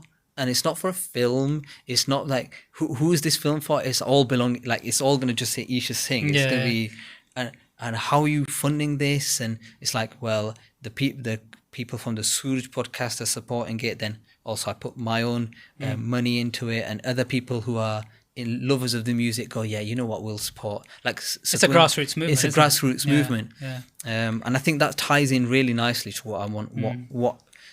What I want to do now, which is I want to get more of the Sangat, more listeners, to start to financially support this project, so that I can go to the studio, work with musicians, and carry on the story of Paonta, the story where Guru Gobind Singh sat by the Yamuna River, composing Bani, composing the Ram Avatar, telling these reworking mythologies in his own way. Again, like there's such a depth of conversation, like the whole, because I've engaged with the story in so much, like it's like a constant, it's in your mind. It's a constant circulation. Imagine what is the mindset of Guru Gobind Singh. He's given the head of Guru Tegh Bahadur. What does that do to the psychology of a 9-year-old, right? Most 9-year-olds would probably bit and completely break down, depressive state. What does Guru Gobind Singh do? He writes, he establishes, his legacy still lives within us today, right? And why is he reworking these mythologies? Because there's an importance in stories. He reworks these mythologies to get this sense of biras, to really invoke this sense of that we've got to take action. This life is not a passive experience. Life is an active experience. So I want to try and tap into that more on a musical level. What are those beautiful moments at the Yamuna where he's reworking this? Guru Gobind Singh's also going to have his first child. Well, he's going to have all his children in this Ruth. He's going to have Baba Jeet Singh. I'm going to have my first child. I really want to tap into both of those emotions and see what comes. What is that feeling? And the beautiful thing as well that we are privileged is we know the story of Baba Jeet Singh, right? And I want to really tap into like that motif, whatever it is. That's got to come back later into God, way down the line, years to come. Yeah, it's got to be something that really taps into something very profound and beautiful. And this all takes money. Yes, it does. It all takes time. It takes listeners, and I think, I'm doing this Kickstarter now, and at the time of recording, we've got just under a month where this Kickstarter ends. I did it intentionally to see, are we ready? Because this is how these projects work. It's an all or nothing campaign. If we don't hit that minimum goal, which is 40k, then the project doesn't go ahead. Not to say that the Suraj Podcast project won't go ahead. It'll just, the pace of it will be much slow down. It won't be this kind of intense project that I want it to be. It's all Guru's kirpa. Guru already knows what they're doing. So I'm happy either way. The stories are not going to stop. But the stories would be so beautiful, right? It'd be like a joint venture that we engage with. So the Kickstarter really is to help. It's to help fund the costs. It's to help fund an assistant to help you. That's it. Because you're doing this all single-handedly right now, which is crazy, right? You've done all of this on your own. Absolutely. And it's to help take this to the next level and make it actually sustainable, right? That's it, exactly. And so it's like, I mean, again, we didn't talk about it too much, but the reality of the music industry right now, record labels do not support artists. No. Managers and agents, you need to find the right one, right? Who's going to understand what I'm trying to achieve? It's going to be very hard to find a person like that. With the rise of AI, music, people are wanting this quick fix. Record labels are looking at like distribution over actual supporting artists. So you got to do the whole thing yourself. I mean, the thing is, like, we've released books, but we've self-published. Yeah. It's because in order to tell our own stories, we need freedom to do so. Yeah, that's You can't necessarily go into pre-existing structures where they tell you, absolutely. Now you have full creative freedom Yeah. for source material and expression. And not just that. Yeah. These stories are the stories of Guru Gobind Singh. Ultimately, they need to remain sovereign. Yes, they do. They need to remain the masters, the rights, and all that needs to be with Eeshar Singh. Yeah. Right. So that they are ours. Yeah. They're the whole band's stories. They're ours. We can do with them what we want. Right. I can give them to like you guys. You want to use it for your documentary? Go for it. We've already used them. You've already used them? Because I asked you months ago. Yeah, use them. And people are using them freely. Use the thing. Use them freely. And I want that to be. But then I'm aware that I want this to really grow. So it needs to become an income source for me to really develop. So, and it's definitely possible. Yeah. But it has to come from a willingness by avid listeners and storytellers to really pool together and help me set that infrastructure. Like I have an idea of where I would like the music to go, and it's just about setting all of that up really. Yeah. I mean, I think if I bring it to a close here, I would just say, from my perspective as a listener of your work, what you are doing is tapping into an age-old tradition. I feel like Guru Sikhs have always been creative. Guruji has encouraged creative mediums amongst the Sikhs, be it Kavi, trustee, Kaithal. And as time has gone on, we as Sikhs have had to survive and struggle and come out to new countries and pushed academia, gone into business, this, that and the other. But if we want to preserve our knowledge base in any form, then we have to have torchbearers, and those torchbearers need supporting. Yeah. And what you're starting to see across the diaspora, especially, be it Jawaharlal, be it other people's work, be it yourself, be it Gurpreet Chandan or other, my Ustad, people are taking that plunge to say, you know what, this knowledge is not just mine, it's ours. Yeah, it's the Panth's. Yeah. But the Panth needs to help save it. That's it. Because it's always bigger than one individual. Yeah. It always has been, right? It's a collective. Exactly. You're the fountainhead. Yeah. But that fountainhead needs a body behind it, right? Otherwise it just It's falls over. Yeah, You've done amazing to get to this far. Yeah. This far as you have. Yeah. But if we're going to keep it going. Yeah, if we want it to grow to the point that it needs to grow, we need to work collectively. I mean, we always, we're hearing this phrase, the Sikh Renaissance, and we're hearing like this idea that we're now in a position to really grow the culture. Yeah. But people need to step away from their individualistic ways of living. Everyone's set now. Yeah. Like you look at our community, people have got the houses, people have got the cars, people have got the education, people have got the nice jobs and everything. They've set the infrastructure. Now we need to start thinking about what is our legacy, and we need to start thinking about how do we start to support arts and culture. Yes. Because we're doing well in government, we're doing well in accounting and all other fields of work, medicine, we're at the top of the game, dentistry, you name it, every industry really, except music, acting, It's actually the traditional art forms that have left traditional behind. art form. Yeah, the carpentry, writing, composition, music. That's it. It's all the creative things that creative we things. had before. Yeah. Because we had to leave those because there was no money in it. Now suddenly, actually, there is money in it if you're going to sell out to the capitalist sort of west side of things. Yeah. But if we want to retain control, keep the Sikh flavour on it all, then that has to come from within a little bit. You know? And that's most successful cultures do that. They self-fund. It's absolutely the sign of civilization. Yeah. It's the sign of true wealth. And a mature civilization. But it shows that, once you past your basic needs and everything like that, then you can start to engage in culture. How have we as a community got what we need? Yeah. Like, are we watered? Are we fed? Are we sheltered? Now can we start to talk... A bit too much, I would say. Yeah, I know, exactly. Now We're a bit soft and podgy. Yeah, definitely. Now can we start talking about music? And can we start talking about stories? Meaningful things. I'm like knocking on people's doors, essentially, especially with this Kickstarter. I'm knocking people's doors to say, are you ready to talk about music? Yes. Are you ready to talk about arts? Yeah. Because your CV's full. Yeah.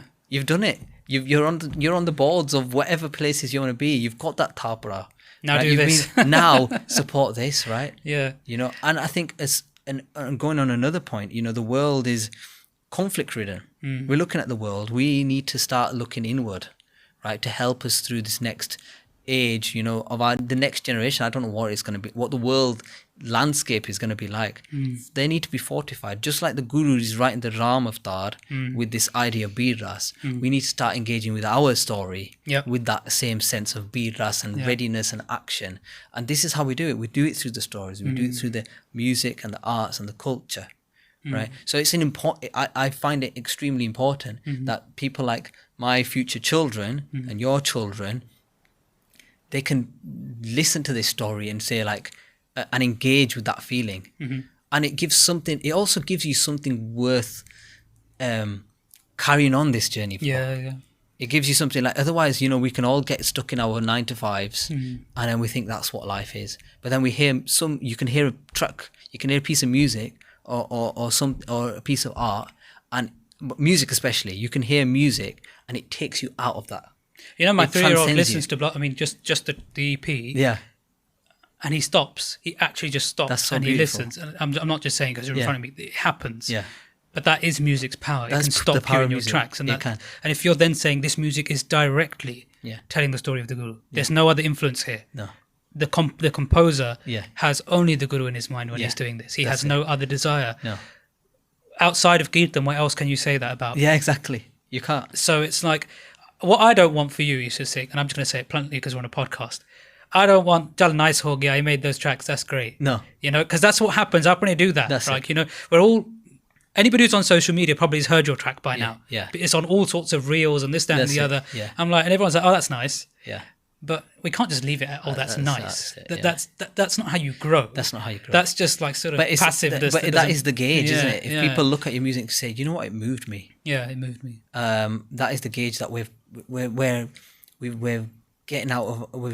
We're getting out of our minds. Our mind can just kind of box us in, and we're like, yeah, that's nice, cool, but I need to get this done and this done. When music goes and jumps you out of that, then that's an awakening, isn't it? Are we awake to it? I mean, again, my journey's been so blessed. I've had a beautiful support network who listen to the stories with real passion. They're like, oh, we're going to listen to it. We've listened to it that many times, and they'll send me beautiful messages to really keep me on this path. I just want to grow that community now a little bit. I want to grow it and find other people who are really wanting to hear more. They want to complete, I have a dream to complete the whole story of Guru Gobind Singh, within the next 10 years. That's 6 ruts and 2 ands, everybody. Yeah. There's a lot to do. Yeah, there's a lot to do. Ideally, I want that to be a 10-year project. Yes. It might be a longer project. It could well be, yeah. It could be a longer project depending on the amount of support, but I reckon it's going to take at least 10 years. I mean, Kavi Santokh Singh, I do not know how he wrote the whole Suraj Podcast in 10 years. Yeah. The whole stories. I'm talking about just the stories of Guru Gobind Singh within 10 years. So that, when we can... it's because he had the Raja of Kaithal behind him. That's why everybody we need to be the Raja of Kaithal. That's it. We do. That's what he had the patronage. He had the patronage. That's That's it. Absolutely. Yeah, and I want it to be like we do Vaisakhi Mele and we do all of this, but we still do not know the psychology, the psyche of Guru Gobind Singh. Like what is, I haven't got to that point. Like I don't know why the Guru did Amrit Sanchar, really. Really, why? What was his? Because we don't know the whole process of when he got to that point. We don't know every battle, the people engaged in. What was his engagement with Mama Kripal Chand? What was it like to see Mama Kripal Chand? Most people don't know who Mama Kripal Chand is. Yeah, exactly. This is the thing. And Mama Kripal Chand was like his father figure when Guru Gobind Singh was getting married, and he sees Mama Kripal Chand die on the battlefield. You know, that's like you've already seen the head of your father, and then you see your father figure also go. He's gonna in the first battle of Bangani, he's gonna see his eldest cousin Sango Shah die in battle. What does how all of these matter when it comes to them, when we start to look at an Amrit Sanchar, or we start to look at the legacy. We'll call the Amrit Sanchar, we'll call being an Amritdhari, we'll call that the legacy of Guru Gobind Singh. How do we get to that point? Even I don't know because I've not got to that point. Right at the moment, he's only yet established in Ponta. In my mind, he's still there. Right, I'm just engaging with Guru Gobind Singh at that level. You know, he's going to go back to Nandpur. He's going to establish the Kavi Darbar. He's got about 25 years to catch up. Yeah, there's so much to do, and he's going to have his children, and you know, all of these. I think really for us to carry on with that meaningful experience engaging in Sikhi, we need to do that. And I'm very privileged to be, you know, in that position to be talking about it. Really, that always fills me with real kind of confidence and go ahead. But again, like I said, this Kickstarter exists to bring more people onto it, so that I can carry on the story, but in I can dive in deeper, and faster.